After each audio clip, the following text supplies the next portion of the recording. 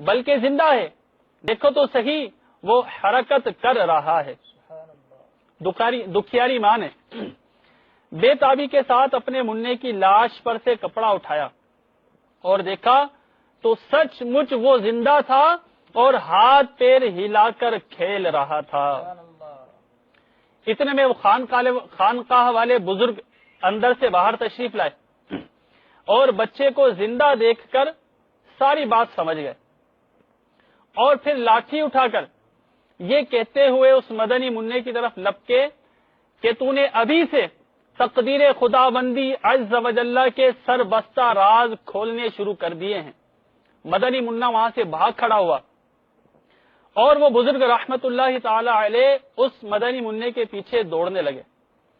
یکایک وہ مدنی منع قبرستان کی طرف مڑا اور بلند آواز سے پکارنے لگا، اے قبر والوں مجھے بچاؤ۔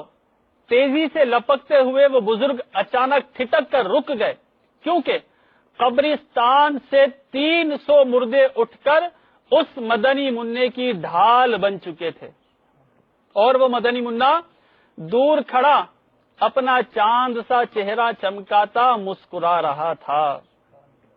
اس بزرگ نے بڑی حسرت کے ساتھ مدنی منع کی طرف دیکھتے ہوئے کہا، بیٹا ہم تیرے مرتبے کو نہیں پہنچ سکتے، اسی لیے تیری مرضی کے آگے اپنا سر تسلیم خم کرتے ہیں۔ مجھے پردے میں رہ کر سننے والی اسلامی بہنوں اور مدنی چینل کے ناظرین، آپ جانتے ہیں وہ مدنی منع کون تھا؟